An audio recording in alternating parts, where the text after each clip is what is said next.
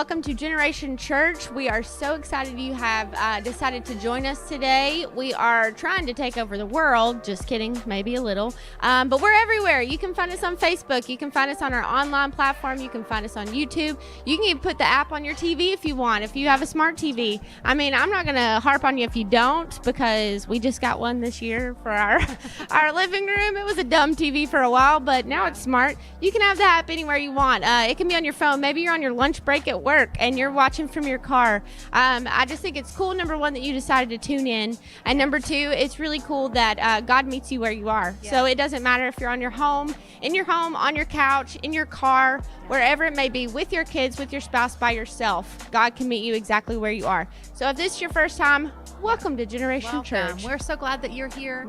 When we planted this church 9 years ago, we had you in mind. And even if you're online this weekend, we are so glad, especially that you're online this weekend. We are so glad that you are here with us, joining in, wanting God to do something in and through you through this experience today. And so what's so cool about technology is, like, I can even think to, like, my childhood, and I mean, I'm not old, but, like, I can think to my childhood, and it was, you know, you miss church, you just miss church. Right, yeah. But now, like, through the goodness of technology and, like, the wisdom that God brings, like, how cool is it that, like, now you don't even miss it? Right. Like, you could be on vacation and you don't even have to miss it, or sick in today's world. Yeah, and don't even have to miss church. Yeah, and at generationchurch.me, we also have our G Kids experiences online. So that's the best part too, is we're not just thinking about you, but your kids as well. So you can watch online with your kids, worship with them, Connect HQ for the big ones, and then Bible Adventures for the small ones. They will get so much from it. So make sure you tune in, go to generationchurch.me and G Kids at Home, and you can find it there. And talking about, like, TV and what you watch, like, there's this show called, I think it's Gold Mine. I can't remember what it's called. But anyways, they dig for gold, which could definitely be addicting, I would think. But I've only watched it a few times, but it's cool because they get so excited about these nuggets of gold. But if you're digging for gold today, that's what I was going with technology, generationchurch.me is a gold mine. Yes. Like, you can find all kinds of different things on there. There are past archives you can watch of Pastor B and other pastors, visiting pastors, in-house pastors, all of that. The G Kids forum on there is so cool. They can be connected to their community. Also, next steps, you can take some next steps. You can get signed up for baptisms. You can get signed up for serving or whatever it may be. And you know what's really cool is you can even find community on there through small groups. That's right. You can sign up for a small group. Our small groups just started, and man, we are so excited for small groups, because that is how our church grows smaller as we get bigger, and we have community through our small groups. I just started mine this week, and we're going through the book of Ruth, and I'm super excited because it goes along with our next sermon series as well. But just the life change already of the ladies that were in my group. Tears were shed the first night because we were able to share authentic relationships, and that's what group is all about. I love when we have groups, if it's online, in person, whatever it is. There's just such a community that is built between people that say, yes, I want to dive deeper into whatever it could be. It could be our grow groups. We have grow groups that you just dive deeper in how to become a Christ follower. And so there are so many different groups that we have, men and women and couples and kids and teenagers. It's just super cool to see how many groups that we have. The diversity is insane. I mean, I was a part of my very first small group was a women's group. It was actually led by Miss Jess. And so it was really cool, though, because I can think back now to the people that were in the group, and, like, we're all still close. Right. Like, we all still talk. We all still go through life struggles together. I can still reach out to him with a text to pray for me. The people that were in that group, and that study, like, I pulled it back out 2 weeks ago to start it again. Like, it was really cool. It was an impactful study. But one of the cool things, one of the small groups, or a couple of them actually, this semester, are for blended families. Right, yeah. That's a big thing. And to know that, like, you're not alone, you aren't in the weirdness of anything. Like, there are people like you, and that you can learn from, and that you can bounce ideas off of. It's really cool to see that grow. I've been a part of groups that my family comes with me, you know, like, it's maybe a couples group, but my kids get to play together with their friends. And sometimes even, like, they'll have someone in there teaching them a devotion while we're having devotion. So you don't have to worry about that as well. There are groups for that. There are groups for men. They men are like early risers for some reason. They have so many early groups. I'm not all about that life. If I was, y'all would see me looking homeless at 6:30 in the morning for sure. But it's really cool because they go eat breakfast together. Yeah. There's several groups, I think 3 or 4 groups of men that go and have breakfast and just talk about the Bible. And I'm like, I don't know if I'm that ready at 6 o'clock in the morning to talk about the Bible. Maybe give me a few cups of coffee and then I'm ready to go. But maybe some eggs. Maybe after breakfast that'd be better. Yeah. But I know that I took a meal to a friend not too long ago who had surgery, and they had just gotten a meal the day before from their small group. And small groups hadn't even started, but it was a small group that had been going or had been in the past that you just forged that relationship. So the cool thing about Generation Church, and I know that one of the things that is talked about in a society as far as the church world is that when you get too large, you lose people. Right. And this is one of the most important ways for you not to be lost. Serving is also a community sport. Community sport, I just made that up. That was pretty good. Community sport. You can, I think about band. I serve on band. And some of the times that we have in the green room back there are some of the funniest memories that I have. Or serving together, watching life change happen in front of your eyes. Being a part of that, those are also community sports. You can also dive into that, and it doesn't have to necessarily be front of house or in front of people. Maybe you're a little bit introverted. I'd rather just talk to people from my couch. We can put you into serving. There are things for that, and there are groups for that. Yeah, there are. I used to serve in the G Kids area and just loved getting to know people and that they loved my kids for who they were. I love seeing people who love kids, who serve kids with all their heart. But that's anywhere in the church that you can have that community serving with people. You rub elbows with people. You get down and do the dirty stuff, changing trash out or cleaning the bathrooms.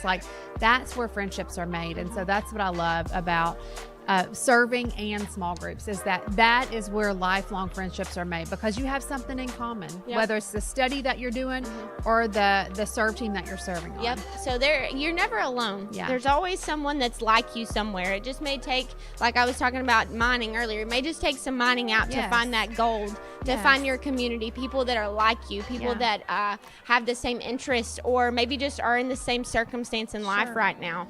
So there's always someone for you. You don't have to be alone. And in a large church like Generation Church, we want to make sure that you know that you're important. And God gives us each special gifts. And so I hope you know that you have something to give. Sometimes we think if we're at home or we're by ourselves, we don't have anything to give, but God has placed something special inside of you that only you have. Maybe it's a gift of loving on people, like in small groups, giving meals, serving and being extroverted and just saying, I'm so glad you came to church this weekend, whether it's in person or online, whatever it is, God has given you special gifts that only you have. So don't neglect that. Don't think, well, I don't have anything to give. Yes, God has given you something to give. And we have a new resource too. It's called RightNow Media. And so that also is on that gold mine of website. But when you're saying that about your spiritual gift not being for you, it's to be given, that was in one of my devotionals this week. And so it was really cool to hear you put that to life, but that God gives you those gifts of encouragement and things like that, not just for you, but as a gift to people around you, to the community around you. So RightNow Media, my kids are eating that up, and I'm loving it because it's not stuff that's on Netflix and TV. It's something that's pouring into their soul, but they think that it's just fun, it's just like watching TV. So they've been doing it. We do devotions every night after they're reading, and instead of them doing their own personal devotions, they've been watching this together. So it's really cool to see them form their own kind of community. I mean, when there's 4 of them, they're pretty much an army anyways, but they're kind of bouncing questions off each other, or one of my middle kids, Kason, asking his older brother Patrick what that meant in the devotion. That's awesome. It's cool to watch them grow. And if you are like me and have a bunch of kids, or maybe you're just frugal, it's free. So there's no subscription. Repeat, no subscription. You can get an email for it. We can sign you up, but it's on our website. RightNow Media. It is one of the coolest tools I think that I have just seen the church be able to invest in. And because of that, because of your generosity to Generation Church, is where that tool came from. Yeah, for sure. I am so excited about RightNow Media. Our small groups, that is where my study, Ruth, is coming from. We watch the video together. Then they have everything that you need to break down questions and ask those things. But it is from the generosity of people like you that give to the mission and vision of GC. We would not be where we are today if people 9 years ago didn't say yes to the mission and vision of GC. They have said yes for years because they knew the difference that it made in people's lives. And so we encourage you, hey, if you want to be a part of this mission and vision of GC and say, yes, I want to get on board, we want you to give. We want you to be a part. Yeah. Say just whatever it is. You know, in the Bible, it talks about the widower's mite. Like, she only had a little to give. Yeah. But guess what? That little meant so much to God because he knew she gave all she had. Yep. And that's what we want from you, is just to give what you have, what you can, and God will do so much with it. Listen, when you're friends, like, I think our brains are synced right now on this camera, because I was just thinking that same thing. I was relating it in my head to a kernel of corn. Yeah. Like when you plant a garden, because I'm a country bumpkin, and when you plant a garden, like when you plant that row of corn, you plant that small seed, but it grows to be the biggest thing in your garden. Yeah. And so even if you just have a little, even if you are barely making it, but you have a 50 cents, $1 to spare, and you give it, and your heart is towards God and the generosity that you want to grow his kingdom, then watch that corn sprout. Like, it's amazing that it's not just a financial return. It may be God working miracles in your family. It may be bringing your kid back to God. It may be a new job. There's so many things that God can do with just that little kernel of corn, that if you were to just give it as a seed, that widower's mite, whatever you have, your generosity is not in vain. For and sure. not only your money, but your gifts as well, because I talked about earlier about your gifts, how God's given you. If you can only serve just a little, God's going to bless that. Yeah. God's going to bless the time that you can give, because if we can all give a little, it's a lot in God's eyes. Oh yeah, I love getting those people that aren't sure if they can serve because they can only serve one weekend. I'm like, yes, you can. We can put you somewhere for that weekend. There are places for you. Yeah. So out of everything, Pastor Brandon's about to talk on Dear Younger Me, Part 5, the most important question. And today we've posed a good question for you, like, what is important to you? Generosity, giving, community, finding your people, finding what's important, you know, all of that kind of thing. That can be a question for you today. But I'm excited for this message. Yeah. This series has been killer. Yeah, life-changing. I love everything about it. Like, I love the graphics. It brings me back to like Saved by the Bell days. Yeah. But also, like, the content has been like for everyone. Yeah. I have a really cool story real quick, but my brother-in-law and sister-in-law live in Fruita, Colorado, and they've been tuning in with us on Sunday mornings. And we were on stage this past weekend, and I got a video from them talking that my nephews were watching us on TV. Awesome. And so my nephews were seeing us be on stage for the first time, so that was cool. But Dear Younger Me, Part 5, the most important question. Grab your notebook, grab your pen, but first let's worship together. Yes.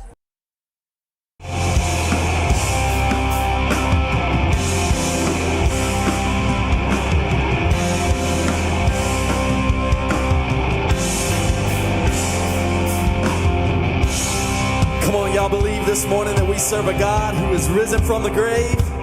He's the God of the living. Come on, Saturday was silent, sure it was through. Since when has impossible ever stopped you? Friday's disappointment, Sunday's empty too. Oh, I know, since when has impossible ever stopped you? This is the sound of the dry bones rattling. This is a praise make a dead man walk again. Open the grave, I'm coming out, I'm gonna live again. This is the sound of dry bones rattling.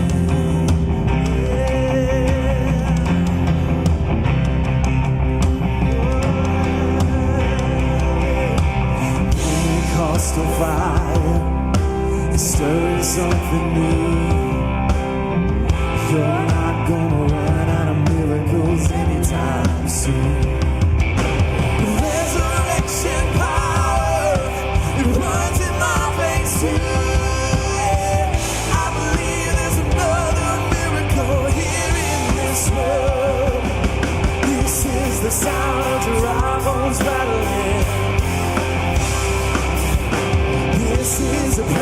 make the dead man walk again. Hope in the grave, I'm coming out. I'm gonna live again. This is the sound of dry bones rattling. They rattle. Man, I don't know what you brought into this place this morning, but my God is able to save. He's able to bring dead things to life. Come on. Yes. 'Cause my God is able to save and deliver and heal and restore anything that He wants to. Just ask the man who was thrown on the bones of Elijah if there's anything that He can do. Just ask the flood that was thrown at the tomb in the garden. What happens when God says to move? I feel Him moving it now. I feel Him doing it now. I feel Him doing it now. Do it now. Do it now. This is the sound of dry bones rattling. This is a praise, make the dead man walk again. Hope in the grave, I'm coming out. I'm gonna live again. Hope in the grave, I'm coming out. I'm gonna live again. Hope in the grave, I'm coming out. I'm gonna live again. This is the sound of dry bones rattling. They rattle. Come on, I wanna know who in the house this morning has something rattling in their life. Dead bones coming to life. Come on. Come on, are you thankful that God's rattling things in your life today? Come on, He's bringing dead things back to life. The things that the enemy thought that he had stolen from you, from your family, dreams that you've had. The things that the enemy thought he'd stolen, He's winning those battles for you today. Father, we thank You that You're winning battle after battle for us. Some of us are facing depression and anxiety and stress, addiction, different things. But we know that when we lay our battles at the feet of Jesus, that's when we find victory. Whenever we try to do it on our own understanding, our own wisdom, our own knowledge, our own self-righteousness, that's when we fall back. But whenever we put our battles at Your feet, Jesus, that's when we find victory. And we thank You for it. Today we're going to sing a new song called Battle Belongs. We're going to talk about how we put our battles at His feet and He wins the victory every single time He fights for you, and He wins the victory for you, and He's going to do it again today. When all I see is a battle, God, You see my victory.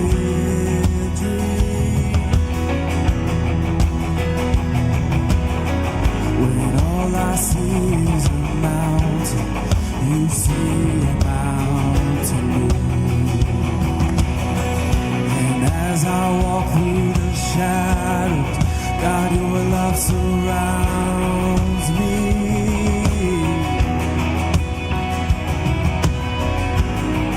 For nothing to fear now, for I am safe with You. Come on, let's sing. So when I fight on my knees with my head lifted high. Oh God, the battle belongs to You, and every fear I lay at Your feet. I sing through the night. Oh God, my battle belongs to You.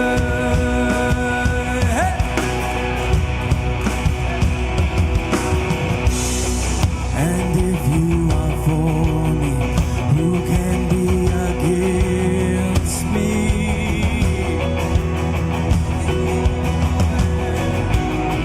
For Jesus, there's nothing that's impossible for You. When all I see are the ashes, God, you see the beauty.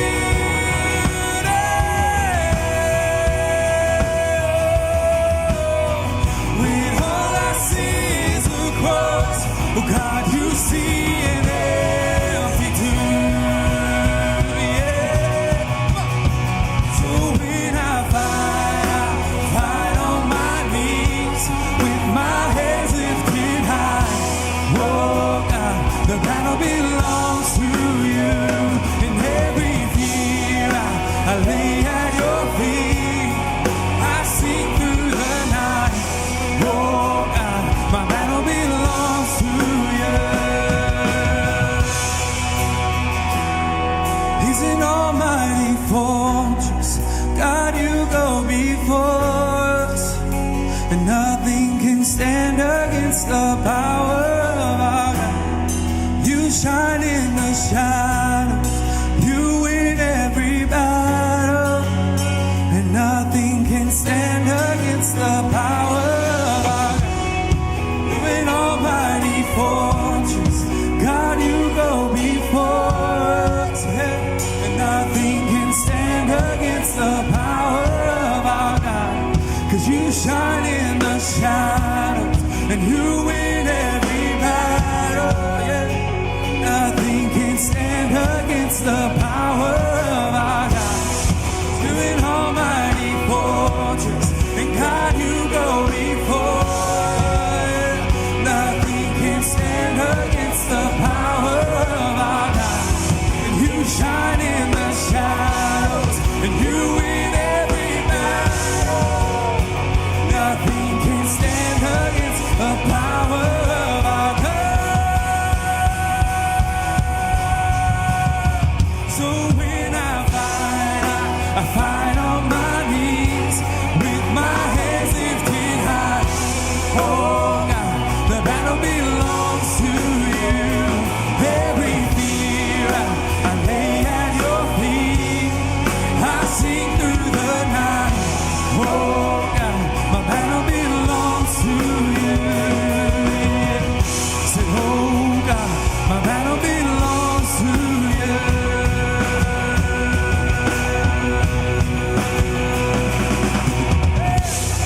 Come on, lift it up to him today. If you're thankful that he's fighting your battles and winning them for you today. 'Cause this is how I fight my battles. Come on, let's sing this out.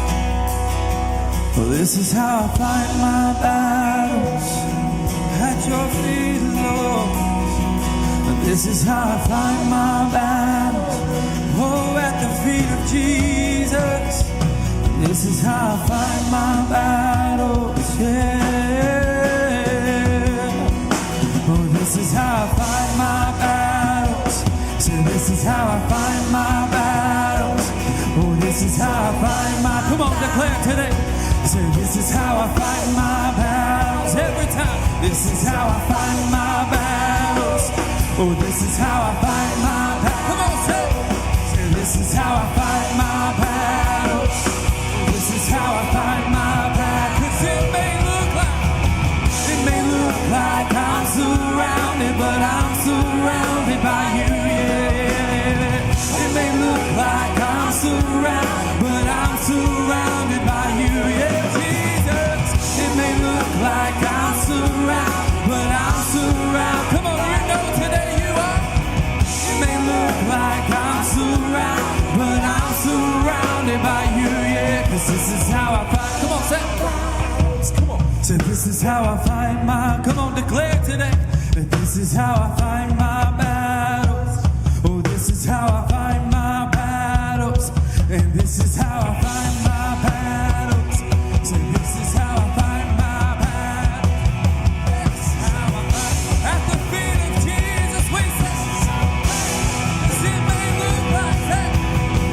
It may look like I'm surrounded, but I'm surrounded by you, yeah. It may look like I'm surrounded, but I'm surrounded.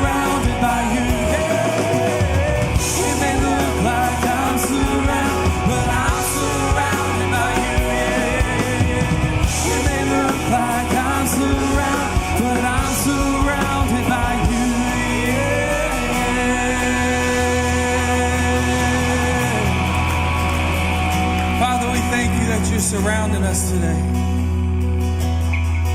We're surrounded by your love, yeah. We're surrounded by your love.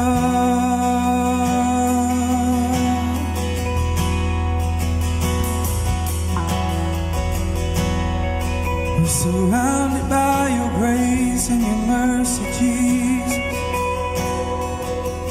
Your compassion and your love, yeah, yeah, yeah. And you're winning every battle. You're winning every battle. You're winning every battle. 'Cause your blood is enough. You're winning every battle. You're winning every battle. Winning every battle. 'Cause your blood is enough.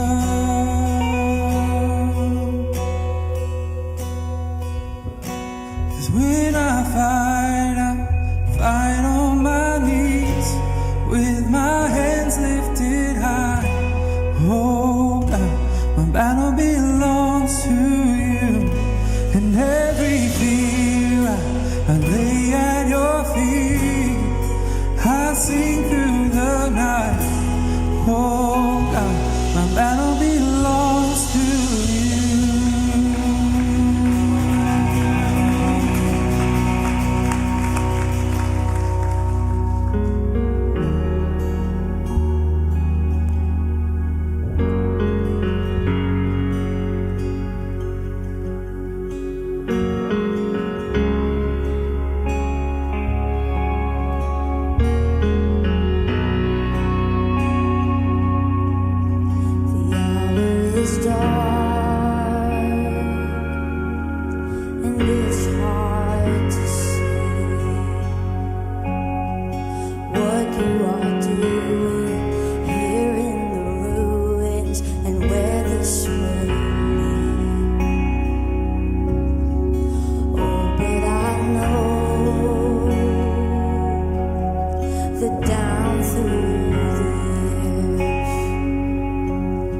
I'll look on this moment and see your hand on it and know you were here.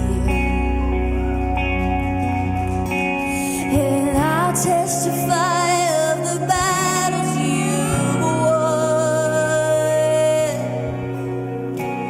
how you were my portion when there wasn't enough.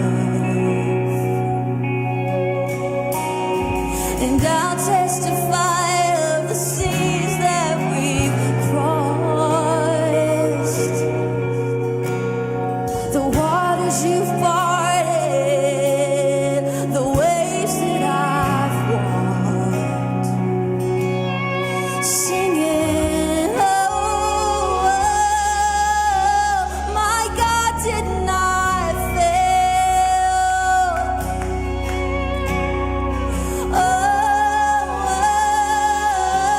It's the story I'll tell, singing, I know it is well.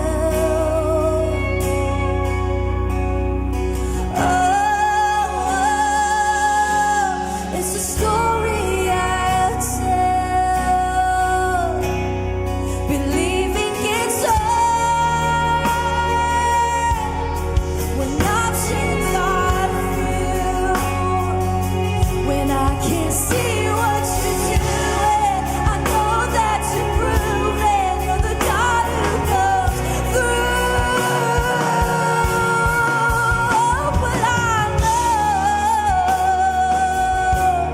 that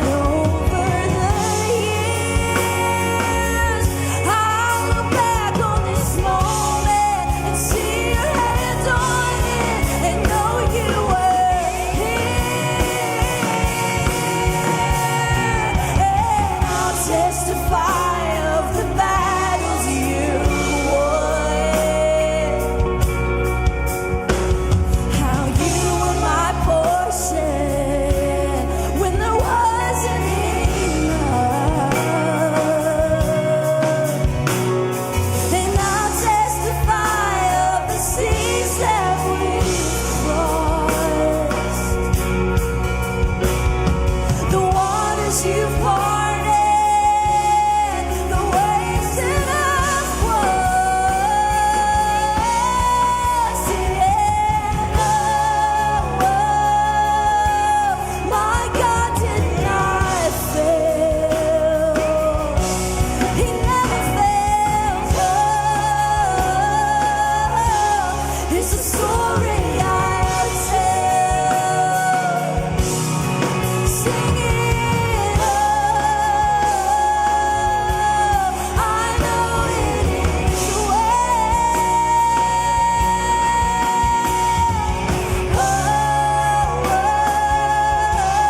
It's a story I'll tell. And all that is left is highest praises. Praise Him, let Him hear you.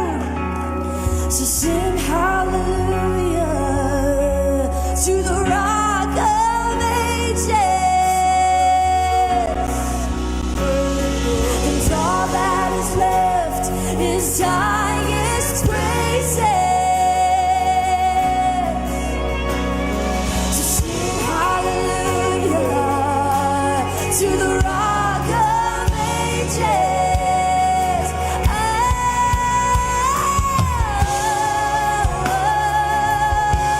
My God did not fail. Sing it. It's a story I'll tell.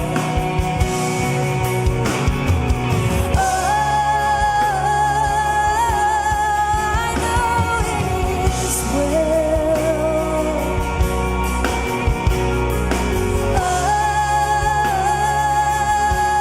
It's a story I'll tell.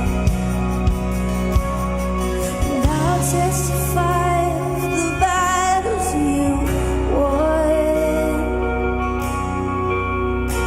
How you were my portion when there wasn't enough. And I'll testify of the seas that you crossed, the waters you've parted, the waves that I've walked. Come on, how many of you, God is writing a story in your life? How many of you have a story to tell? Come on, I said, how many of you have a story to tell? I mean, no matter where you're at in your story, we realize, man, it's His story. It's a God story. I just wonder if we could go back a little old school and declare our This story. is my Come on. song. This is my song. If you know it, sing it out. This is my Lift our voices, lift our song. hands. Praising my Savior all the day long. Come on, this is my story. This is my story. This is my song. Praising my Savior all the day. Come on, let's lift our voices. Everybody at home watching right now, come on, sing with us. This is my story. This is my song. Praising my Savior all the day long. This is my story. This is my song. Praising my Savior. Come on, just our voices. Let's sing to the heavens today and declare this. This is my story. Come on, church.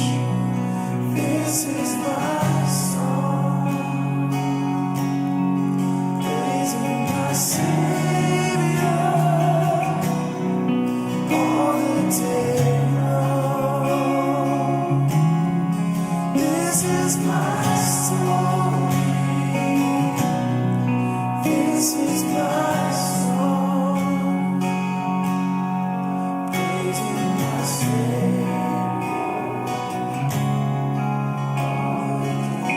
give our Savior some praise this morning. Come on, come on. I want to welcome all of our online. Maybe you're not getting out there today. I'm glad you guys made it safely here today. But if you're worshiping with us at home, we're glad you're warm and safe, and praying for everybody over the next few days. But man, we're going to jump right in today. We're finishing up a series called Dear Younger Me, and I want to talk to you from the subject today, the most important question. The most important question as we close out this series. Look at your neighbor and say, it's the most important one.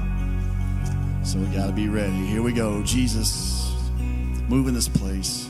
God, I'm grateful that we got here safe, and I'm grateful that we're still able to have church this morning. I pray over the next few days you watch over us. I pray, Lord, that people are able to keep their power, and that, God, you just help us to navigate and get through these next few days. But I also pray that while we're here, we would give you everything we got, that we'll worry about tomorrow later. But let's just be focused right now. That we'll give you our full attention, we'll give you our full worship, and that you would just begin to do a work in our lives. And God, we are beyond grateful for coffee. We're thankful for that warm nectar that you have given us to get going this morning. And so, Lord, just move throughout this experience and help change lives. And we pray this in Jesus' name. And everyone says, find 7 people real quick, give them a high five, tell them you're glad to see them. If you're online with us, tell us where you're watching from, where you're worshiping from.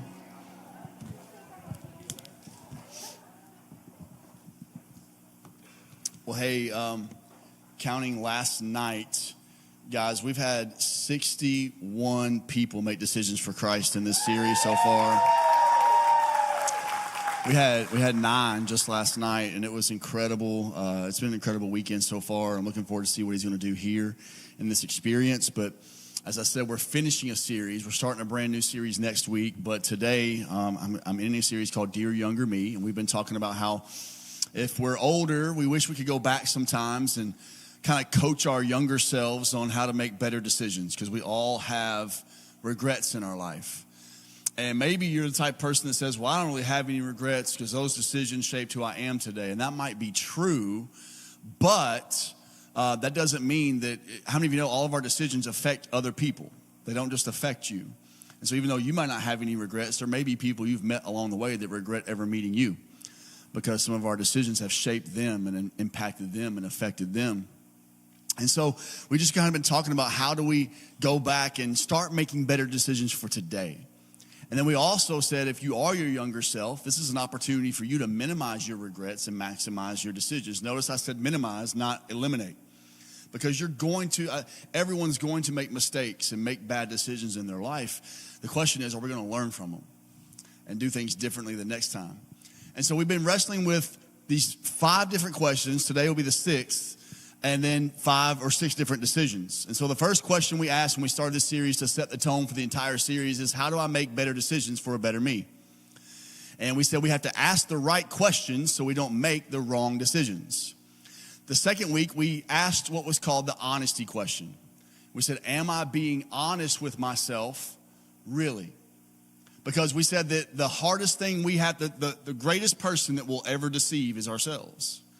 Because the Bible tells us that our heart is deceitfully wicked above all. And how many of you know when you make emotional decisions in the moment based on your feelings, it never turns out well. And so we said we got to make an honesty decision. And that is to tell ourselves the truth, even if the truth about ourselves hurts ourselves. Because we said something can be true and hurt your feelings at the same time, right? The third question we asked, it's called the legacy question. And it was, what story do I want to tell? Or what story do I want told about me? And we just said that everybody's writing a story that's going to be told right now. You're writing a story. And you have the opportunity to tell your story, but one day somebody else will tell your story. If you have kids or grandkids, one day once they become adults, what version of the story are they going to tell about you? Because there's no longer your story to tell at that point. So we said the decision we have to make, the legacy decision, is to choose a story that we'll be proud to tell. And then the fourth question we asked was the conscience question. And it was, what tension did I fail to pay attention to? Because we said every major decision that we make, there's a tension that rises up in us. And we said God uses that tension to develop what's called our conscience and conviction. And we said there's a difference between conviction and condemnation, right? The Holy Spirit will convict, but it never condemns. And whenever there's tension, we tend to run from it. We want to avoid it. It doesn't feel good. But God says, I want to use this tension to help you wrestle through, is this the best decision for my life? And so we asked ourselves, or we said we had to make the decision to pay attention to the tension, take heed by giving our hearts. And so then, last week, we asked what was called the maturity question. We said, what is the wise thing to do? Because most of us are always looking for the right or the wrong thing to do. And in fact, most of us want to know, what are the rules? But we said rules don't matter, right? Because the only reason why we want to know the rules is so we can figure out a way around the rules. And so we said, when we're making decisions, it can't just be, is it right or wrong? It has to be, is it wise? Because we said that a decision can be unwise and not wrong at the same time. And then, of course, today we're going to ask what's called the relationship question. But I'm going to ask it a little bit later. We're going to dive into this idea of relationship because here's the deal. Over the last 6 weeks, it's been clarifying for a lot of people, right? We've had some clarity on some questions. But how many of you know it's also terrifying? Because now you know the truth. Like, you have no excuse. Now, the next time you make a boneheaded decision, you can't go like, I didn't know. Like, he was like, we just gave you 6 questions to ask, mug. What's wrong with you? And so it's this whole idea of once you know the answers, you feel accountable for your actions. Once you know the answers, you feel accountable for your actions. It's understanding like, now I know. And most people want to stay willingly ignorant though, don't they? You've probably heard the phrase, what you don't know can't hurt you. But the truth is, what you won't know can hurt you.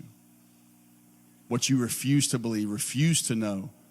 It's that truth that we want to ignore because we know that once we know it, we're held accountable. And so we try to ignore it. We try to ignore all the advice people give us. We try to ignore all those moments. And then we get to a place of disaster and we're like, why didn't anyone tell me? And somebody tried. We just wanted to do our own thing. So that's what this whole series is about. But before I give you the relationship question, because I want you to know that this question has the potential and the power to restore, to rekindle, to redeem, to bring hope. All of those things, but I also want to give you a hard truth about this question. It does not have an immediate ROI like the other questions do. In fact, you may not even see a return on investment on this one. Because let's be honest, even if you're here today and you've been watching or hanging out with us for the last 6 weeks because somebody invited you or made you come or whatever, which I just want you to know, like, if you're here and you're not a believer, you're a skeptic, you're wrestling through all that stuff, man, this is the place to be. Like, we love that you're here. We love seeing God change hearts and lives through that. But maybe you're here and you're like, I don't even believe in the Bible. I don't even believe in God. But you've been listening to what we've been talking about and you're like, you know what? All that makes sense. Like, can we agree that every question we've asked has an immediate return on investment? How many of you know it's like, if I'm being honest with myself, then I'm going to make, that's a return on investment. If I'm making wise decisions, if I'm saying, like, what story do I want, that's an immediate return on investment. But this one is the most important one, and yet you may not see an ROI. Why? Because this one has the potential to not just affect you, but change other people's lives. Every other question we've wrestled through benefits you, but this one benefits others. And so when we talk about relationships and how we treat people, how many of you know we know what's called the golden rule? Anybody ever heard of the golden rule? Y'all, do you realize, though, Jesus came up with that? Matthew 7:12. He says this, so in everything, everyone say everything, do to others what you would have them do to you. For this sums up the law and the prophets. What's he talking about when he talks about the law and the prophets? We'll go all the way back to Mount Sinai with Moses and the 10 Commandments. Everybody ever heard of the 10 Commandments? And then, of course, the Jews and the religious leaders, they started adding rules to the rules. Until eventually they had over 600 different rules they had to follow. And Jesus is like, you know, all those things you're trying to keep, if you guys will just do this one thing. Treat others the way you want to be treated. It actually sums up everything you're trying to do. To which I would have replied, why didn't you just say that 2,000 years ago? You know what I'm saying? But Jesus is trying to get them to see, like, really, this has always been the original intent. Because remember, we talked about that. Are we trying to abide by the letter of the law or the intent of the law? And so he says, here's the intent. Just treat people the way you want to be treated. It's that simple. And so then he actually raises the bar even higher.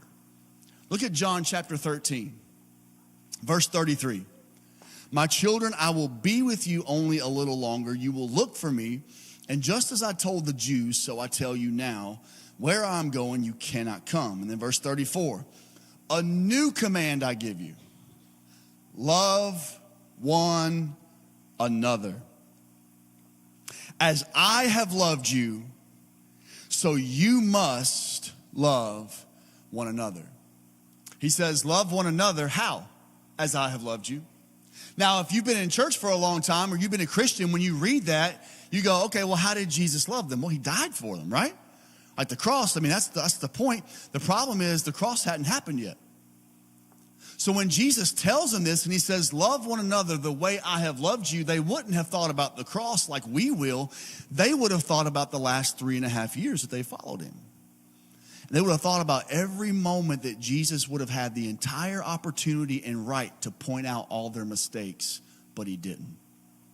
Don't miss this moment. He's actually at the Last Supper table with them. And in this moment, even all the way 3.5 years later, they're arguing who's going to be the best in the kingdom, who's the top disciple, who's the top leader. And Jesus washes their feet. And let's be honest, Jesus could have pulled the God card. He could have been like, listen, knuckleheads, y'all arguing. And Matthew, we know how you were a cheat and a scumbag before you met me. And Peter, you were just this dumb red. You couldn't even fish very good until you met me. Like he could have walked through one by one, pointing out all their mistakes, and he didn't. Instead, in this moment, when they're being prideful, when they're putting themselves for everybody else, he says, hey, love each other the way I have loved you. How many of you know that would have been humbling? Because they would remember that every step of the way, Jesus showed grace and truth. Grace and truth. And repeat. And so it's this moment we realize Jesus wasn't commanding them to feel something. He was commanding them to do something. Because it wasn't about this emotional feelings. Isn't that kind of how we treat love? How many of you know that love is not a feeling? It's not. It's a choice. Like if you've gotten married, you know exactly what I'm talking about because there are days you don't feel like loving your spouse. Come on, can we have some transparency in the room? You woke up this morning and you weren't even sure if you liked them. Much less felt like loving them. Love is not an emotion, it's a choice. That's why in the moment when you see people make a covenant at the altar, what do? They're caught up in all the emotions, right? You look pretty in the dress. We got all this food. Everybody's here to take pictures. We're all dressed up. But nobody's going home with you afterward to provide cake and gifts for the rest of your life, right? And it's in those moments where the love is tested because then you realize love is not an emotion. I made a choice to love you. It's unconditional. Because I can remember those days. Like, here we are, we're Valentine's weekend. And listen, if your wife didn't wake up to something, you know, like, man, I'm praying for you today, men. Because I get it. You're like, oh, she said she didn't want anything. The devil is a lie. Don't ever listen to that. She wants something. She's just lying to you to see. It's a test. Hopefully you pass. If not, we got counseling. But like, it's this moment. Like, I can remember the days.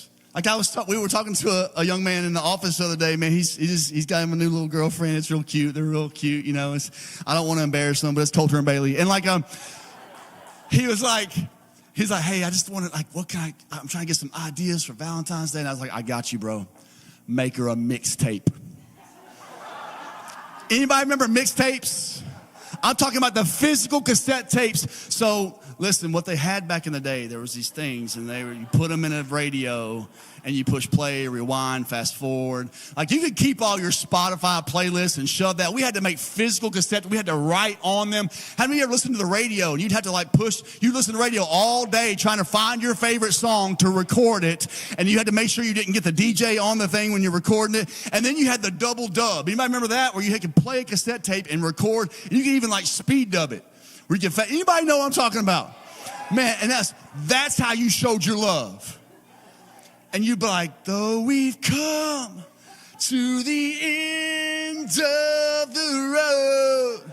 You'd be in there like, oh, baby, I miss you. I love you. Oh, God. And I don't even know where that girl is today. You know what I mean? Like, I got like 5 mixtapes out there, and I don't know where these women are, but, glad I found my one. But anyways, but it's the emotion. We get caught up in the emotions. And everybody's got a mixtape before you know it, right? But here's this moment. Jesus says, listen, I need you to understand, don't feel something, do something. And look at verse 35. He says, by this, everyone say this, everyone will know that you are my disciples. How? If you love one another. So when he points out this word this, it's a demonstrative pronoun. He's pointing to something specific. What was it? How they loved. By that. Notice, James, that he didn't say, this is how they'll know you're my disciples, by how much you show up to church. This is how you'll know my disciples, how much scripture you can quote. This is how you know my disciples, by how many worship songs you can sing. But he says, the way that you love, and how are we supposed to love as Jesus loved. See, often we get our relationship with God, we think it's vertically related. In other words, we think that as long as I have a good prayer life and I sing some songs, go to church, read my Bible, like I don't care about everybody else, I just want to do the religious stuff. We think that that's how we please God, but I want you to know your spiritual walk has more to do with your horizontal relationships than your vertical one. Because I always tell people, I know, like, I don't care how you talk about me, what you say about me, but listen, I know people love me deeply by how they treat my kids. And one day when you stand before God, you're going to be like, God, I went to church all the time. And he's like, yeah, but you treated my children terribly. That's love. It's understanding that Jesus followers demonstrate their devotion to God by putting the person next to them in front of them. That's what he was saying. Is that from this point forward, it's not about all your routines, your religious things that you do. It's about how you treat people. He said, because my followers are going to love the way I loved. They're going to treat people the way that I treated people. His primary concern was not that they believed something, but that they did something. I talk to a lot of people who claim they believe, but their actions don't match their beliefs. That's why when I talk to people, like, I believe in God, but ... I believe in God, but I don't do the church thing because I think it's full of hypocrites. And I'm always like, well, we can have one more. Just come on. Because you can't tell me there ain't a time in your life where you've said one thing and done another. Every single one of us, including the man on this stage. I just wonder, I get sick and tired of people always pointing out the problem but never being a part of the solution. Be a part of the solution or go find somewhere else to complain. Because I'm going to tell you something. No, it doesn't matter where you go, you're going to find churches filled with hypocrites. Why? Because there's people in there. If you're looking for the perfect church, if you find the perfect church, tell me, I'll call the pastor and tell him not to let you in because you're going to screw it up. If you find the perfect church, there's probably no people in there. But it's this understanding of like our responsibility as believers is to love as Jesus loved. Notice that he leveraged his love for them, not his authority over them. And we said that, right? Like Jesus could have pulled the God card. He could have been like, listen, guys, I'm in charge here. I'm the perfect, sinless Son of God. But he didn't. In fact, this is what Paul writes about Jesus in Philippians chapter 2, verse 5 through 8. He says, in your relationships with one another, what relationships are we talking about? Your spouse, your kids, your coworkers, your neighbor. Every relationship, right? And he says, have the same mindset as Christ Jesus. What was that mindset? Well, Paul goes on to tell us, verse 6, who being in very nature God did not consider equality with God something to be used to his own advantage. That's pretty incredible. He said, I'm not going to. And that's why a lot of his followers were increasingly disappointed and frustrated, because they wanted him to take over the Roman government. They wanted him to flex his power and show them what he was about. But he never did that. Rather, he made himself nothing by taking the very nature of a servant, being made in human likeness. Can we just pause right there and talk about how powerful this is? Because when you go all the way back to Genesis 1, we understand that we were created in whose image? God's image. And then Genesis 3, we screw the whole thing up with sin. And in that, God says, even though you severed the relationship, I'm going to lower myself and now walk in your image. That's love. And check out what he goes on to say. He says, and being found in appearance as a man, he humbled himself by becoming obedient to death, even death on a cross. He did not use his equality with God to get people to follow him. He loved them. He didn't flex his power. He didn't flex the God card. He actually, instead of powering up, he stepped down. What you got to understand is that Jesus' new command was less complicated but more demanding. It was less complicated but more demanding. Because it's easy for us to quote that, right? It's easy for us to talk about love. It's easy to hand somebody the Star Wars Valentine. But it's a whole other thing to live it out. To put ourselves, instead of trying to power up, but to step down. And so here's the relationship question. This is the last question of the series, but it's the most important one. And the relationship question asks this: what does love require of me? What does love require of me? This question should drive how we date people, how we parent, how we treat our spouse, how we coach, how we treat our neighbor. This question should drive all those things. In fact, this question fills in the gap where the Bible is silent. Because sometimes isn't that people's excuse of why they act a certain way? Well, the Bible doesn't say you can't do it. And say, okay, go see question 5, 6, right? Go see question number 5, is it wise? Question 6, what does love require of me? But it does. And the times when we don't know what to say or what to believe, love fills in those gaps. And that's, when we're wrestling with that question, it's really diving into, what does love require of me? Well, let's go to 1 Corinthians chapter 13, because this is what's known as the love chapter, right? If you haven't even been in church long, you've probably heard this quoted at almost every wedding. Verse 4, when it says, love is patient. Love is kind. It does not envy. It does not boast. It is not proud. Now, what's powerful about this is the Bible tells us that God is love. Not that God shows love, but he is love. He is made up of love. And so you can fill in, you can replace the word love here with God. God is patient. God is kind. God does not envy. God does not boast. But here's something even deeper. Are you ready? When Jesus says to love one another as I have loved you, that means we are to love as God loves. So you ready to take this even a step further? Put your name there instead of the word love. Coulter is patient. Thomas is kind. James does not envy or boast or make himself proud. How many of you know that's a game changer? When you have to put your name there and ask yourself, does this describe me? I was having a conversation last night with a guy after the experience. He was sharing with me. He was like, God is really doing this work in my life. And him and his wife were standing there talking, and she was saying, yeah, we took these personality tests. And we're complete different personalities. And, he's like Mr., hard-nosed, hard guy. And when you think about like the calloused man, that's just this guy. And he's like, well, that's what my personality defined me as. And so I'm like, that's just me. That's my personality. I'm like, yes, but that's not how God intended you to stay. And I think a lot of people take these personality tests and you go ahead and define yourself. You realize there's unhealthy versions of whatever it is you are, right?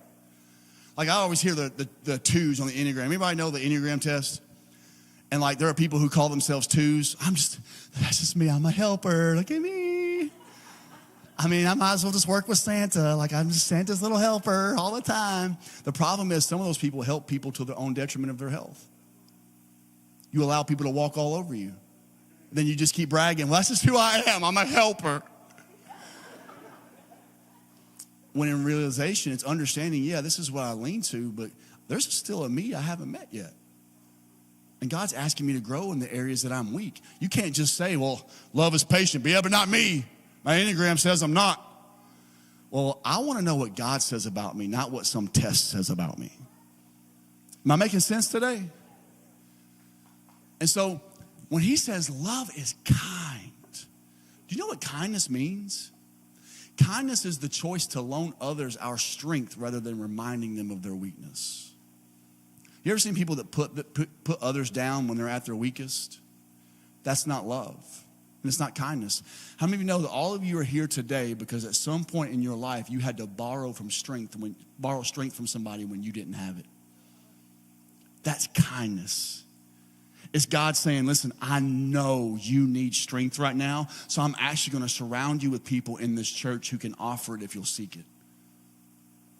And it's realizing that if you have an abundance of strength, that means you need to be looking for people who are weak, not to push them down and make yourself look better, but to offer strength that they don't have in the moment. That's what kindness is. Look what he goes on to say in verse 5. He says, it does not dishonor others. It is not self-seeking. It is not easily angered. It keeps no record of wrongs. You guys know people that keep relational records? Always keeping track. You know what's funny about those people? They never seem to keep track of their own. And people who will say and do things to manipulate you, to behave a certain way, or to love differently, don't love you. They want control. They want power, not love.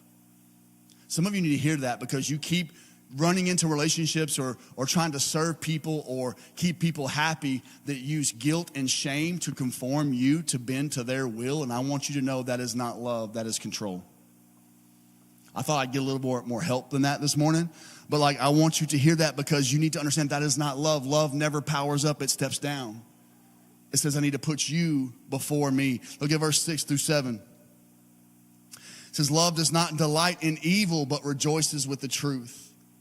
It always protects, always trusts, always hopes, always perseveres. When he says protects, that means love doesn't allow things to get smuggled into the relationship. Past hurts, bitterness, past offenses. In fact, when we look at this, when we answer this question and we say, what does love require of me? Can we be honest as I'm reading through 1 Corinthians chapter 13 here that all of us expect that from people? You're like, yeah, that's what I expect. Yeah, that's how I expect people to treat me. But not many people hold themselves to that standard.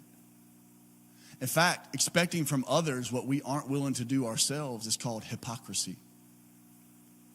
Because the truth is, the tension that we have in relationships sometimes has nothing to do with how the other person acts. It's how we're not willing to act ourselves. Isn't that the basis of the gospel?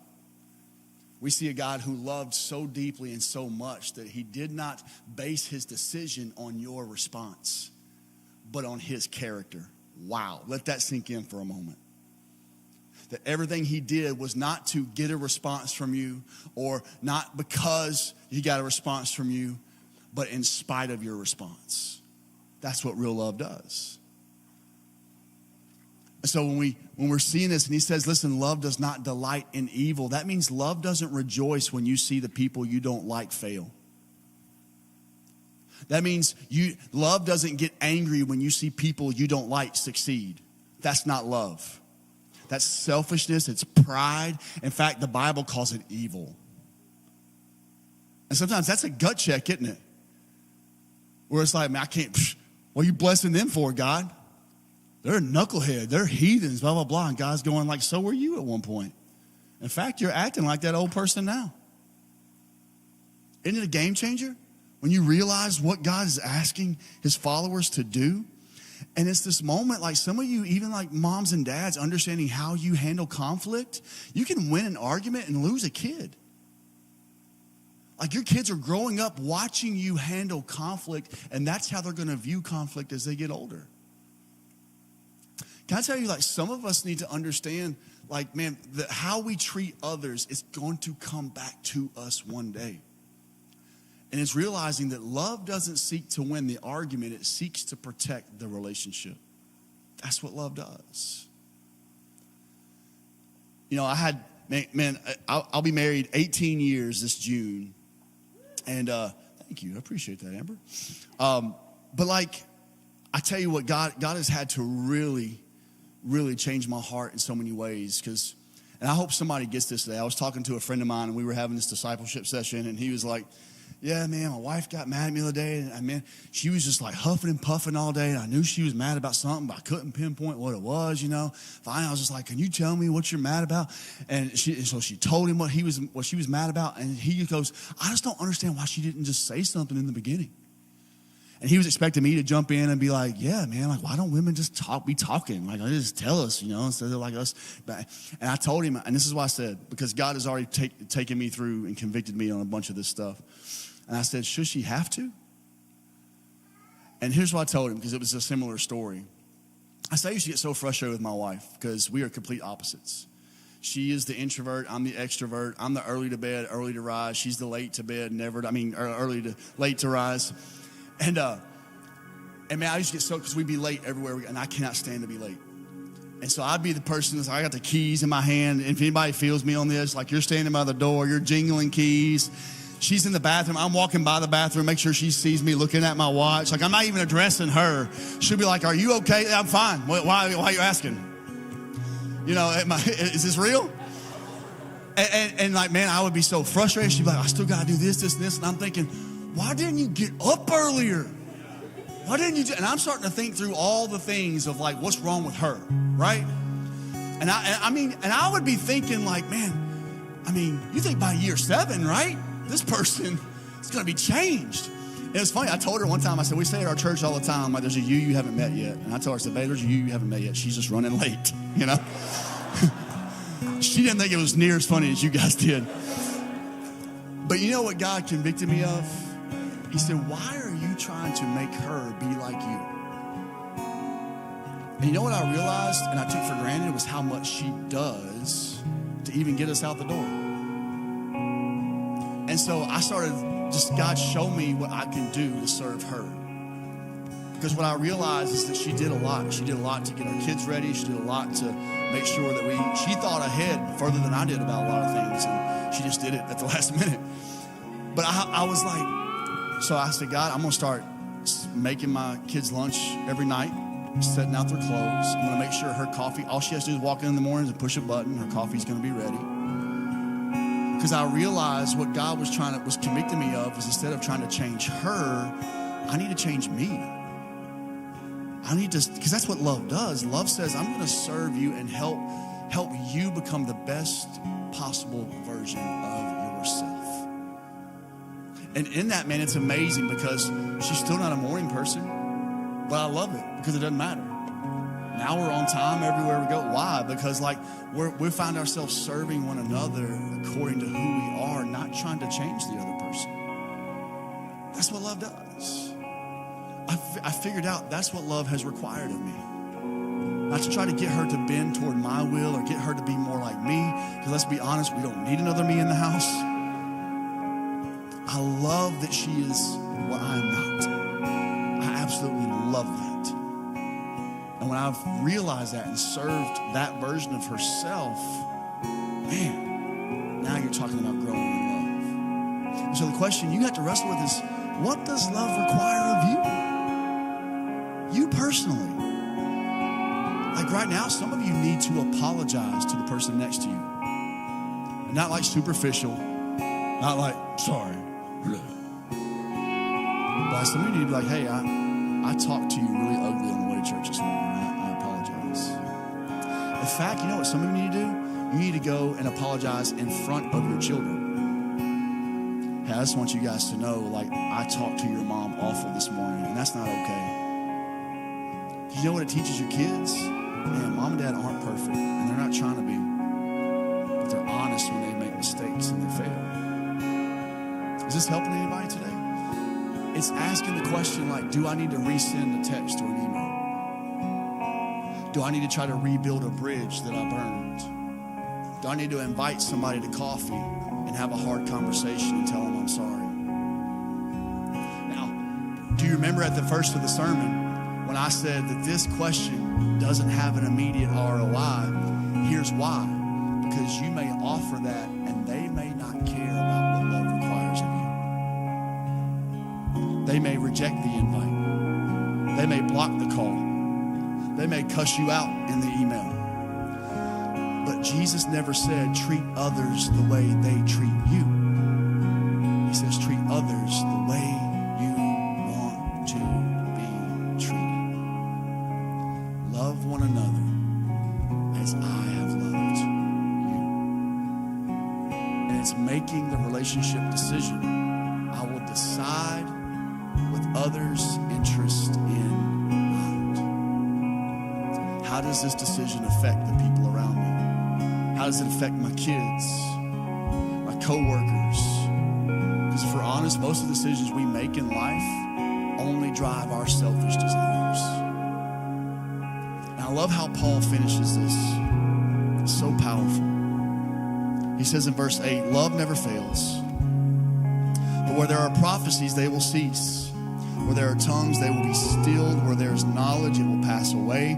For we know in part and we prophesy in part. But when completeness comes, what is in part disappears. In other words, what he's saying is, how many of you know no matter what you've walked through in this life, no matter where you're at in your journey, you only see a part of the puzzle. And he's saying, like, some of us, we start making decisions in the heat of the moment. We start getting lost and you're just in a puzzle piece. You're not at the completion. He says, one day we'll get to see the whole puzzle for what it is. But right now, just know we only understand in part. And he says this. He says, when I was a child, I talked like a child. I thought like a child. I reasoned like a child. But when I became a man, I put the ways of childhood behind me. And how do we know how do children act? Very selfishly, right? I don't care how awesome your kids are. They're selfish, just like mine. Why? Because they're children. And he says, as we grow up, we understand that we have to go from selfish to selfless. And I'll talk about that more in just a moment. For now, we see only a reflection as in a mirror. Then we shall see face to face. Now I know in part, then I shall know fully, even as I am fully known. He's saying one day, God's going to make it all make sense. And I love how verse 13 ends. He says, and now these three things remain, faith, hope, and love. But the greatest of these is love. Can we just stop? This is powerful. I don't want you to miss this today. He's saying, listen, I believe when he was talking about when I was a child, I spoke like a child, I acted like a child. He's not just talking about literally, but also metaphorically in the way that, how many of you know that throughout our lives, our experiences begin to shape our beliefs? And one of the things that when you're a kid, you just trust, don't you? When you're a kid, you see things through a different lens. Like you've been to vacation Bible school, you can remember your Sunday school teachers, you can remember all those people, but how many of you know all of a sudden something happened in your life that began to shape your beliefs and change your beliefs? You lost a little bit of hope. You lost a little bit of faith. Man, I was watching a show on RightNow Media with my son the other night, and it was funny because like we've talked about the resurrection before, but like it didn't dawn on me that like he didn't really comprehend what the resurrection was. And so we were talking through the story that we just read. I was like, yeah. And then, but the cool thing is Jesus got up from the dead. And he goes, he like stopped. He's like, what? He got up? Not like he didn't ask it in a way of like, oh, really? He asked it like in a way like, he got up? Like, come on, somebody. And like, he like made me excited in the moment. Like I was like, yeah, he got up. That's right, he's alive. And I'm like, yeah. Like my son's got me all fired up, you know? But how many of you know some of us went from he got up to he got up? Because over the years, our experiences began to shape our theology. And in reality, it's your theology that should shape your experiences. Some of you trusted until somebody hurt you. Some of you came to church until you experienced church hurt. Some of you trusted God until you lost that loved one.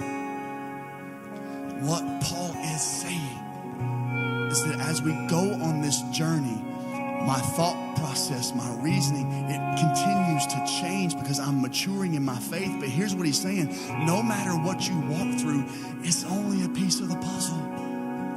And he's saying, even when you're walking through hurt, even when you're walking through pain, he says, don't forget, love remains. God is still there. And if God is love, that means God remains. That means God is there when we don't see him. God is there when I don't feel him. God has been there every step of the way. And the proof is that you're sitting here today or watching online. That's the proof. I was thinking about when we were singing that song. Man, I'm over here like just broken and crying because Chloe sings this line. And I want her to sing it one more time. About testifying of the battles. And I'll testify of the battles you've won. Like this was real to me. How you were my portion when there wasn't enough. This next line, man, got me. Like I was just here. And I'll testify of the seas that we've crossed. The waters you've parted, the waves that I've walked. And I started thinking because throughout the weekend I've watched different people during this song as I'm over here like just weeping. And I see like some of the kids, the young people, they're just like, yeah, cool. Or I see some adults, and you ever thought like you just reading the song and you're like, what are you talking about? Like, I've never walked on water. I've never like had a sea parted for me. Like, I don't know what you're talking. And it hit me in that moment, Matt, like some people haven't gotten to that realization yet. Like they haven't like had to walk through some stuff yet. And it reminded me of an incident 6 years ago because in my own family, we walked through like a really dark period of time in our life for several years. But my wife was pregnant with my son, and we had a tragedy hit our family. And it was a tragedy in which I had to go to trial for a loved one. He was on trial for murder. And I remember thinking, like, I hope this doesn't go to trial because I don't want to have to testify, because his lawyers were already telling me, like, if we do this, you're going to have to testify about y'all's childhood. This is before I had found healing and gotten counseling for a lot of stuff that happened to me. And I was praying and begging that it did not go to trial, and of course it did.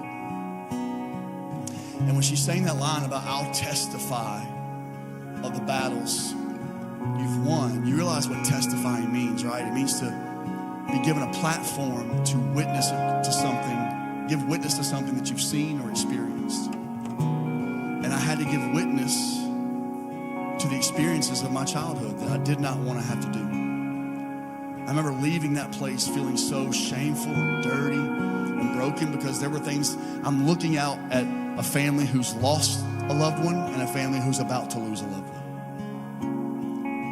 And I'm looking at strangers and I'm walking out. I'm like, I haven't even shared that with a lot of people that I care about, much less a room full of people. And I remember, man, just being so broken about, man, I had to get up here and give a testimony about this. But here's what I know, James, is that throughout this journey of healing in my own life and finding grace and finding peace, like now, when I sing that song, the reason why it means so much to me is because now God has given me a platform to give witness, not to the things that have happened to me, but what God has done for me.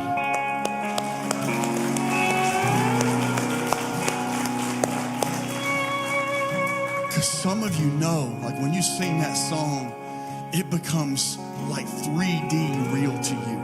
I was talking about Kelsey and how they've walked through stuff with trying to have a child. And I was like, some of you know the feeling of walking and you can actually feel the spray of the water. You can feel the water about to drown you. You're up to your neck and you don't know when God's going to rescue you. But you're sitting here today because God made a way when there was no way. You're sitting here today because God fought a battle that you thought you were going to lose. And I'll testify of the battles you won. To how you were my portion when there wasn't enough. And I'll testify of the seas that we've crossed, the waters you've parted, the ways that I've walked, singing, oh, my God did not fail. Oh, it's a story I'll tell, singing, oh,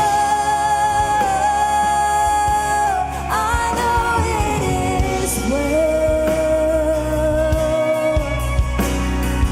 Oh, it's a story I'll tell. You see, the cross closes the gap between our unbelief and our expectations and our experiences. Love is not externally driven, but it's internally decided. You realize Jesus didn't die when the conditions were right. He died because he was right.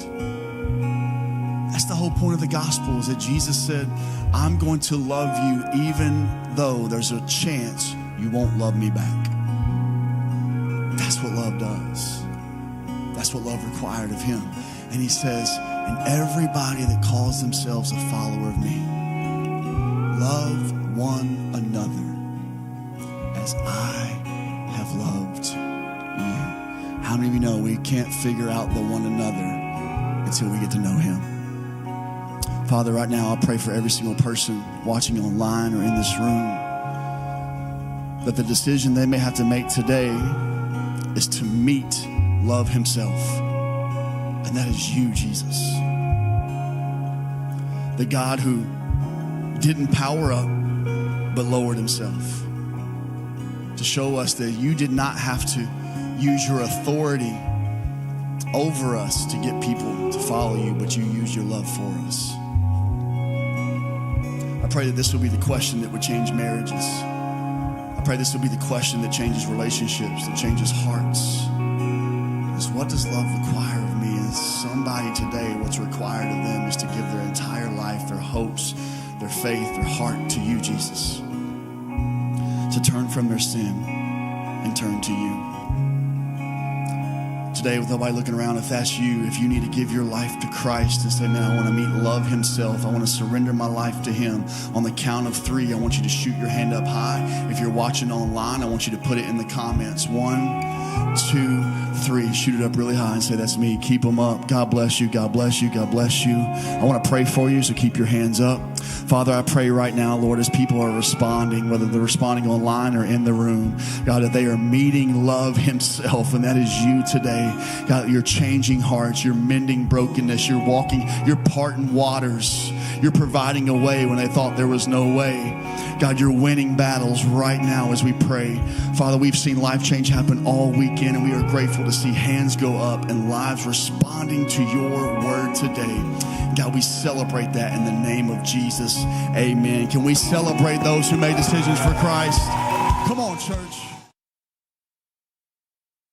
Hey guys, was that not an impactful message today? Like, I think every time there's a communicator on stage that I'm always ready and willing to take notes, but some weeks it's like, mind-blowing. But this series has been like that for me. It's been so good. It's been very impactful for our family. So thanks for joining in today. So we can go back to the website, generationchurch.me. There's so much stuff on there for you. There's so many resources on there for you. If you would like to know, there's some different things you'd like to know through the week. So let me do this little shameless plug right here. If you do not receive our email, or dun dun dun, you don't open that email, I to encourage you to open it this week. Yes. There are links that you can click to sign up for baptism, small groups, any of those kinds of things that are coming up. There's also RightNow Media is on there, all kinds of different things. It's another gold mine that you can be a miner and find that gold to this week by opening up that What's Happening at GC email. So watch for it. If you don't have it and you don't get that email, maybe just drop us your email address and we'll be greatly excited and happy to send you that email this week. Sure. Also on there is a way for you to sign up for small groups on our website. It is never too late to sign up for a small group. So no matter if it's been going on for 4 weeks, join it, because we have an open seat for you in any small group that we have. We want you to be a part of community, and the way you can do that is through small groups and serving. And also, if you want to serve, you can do that on the website as well.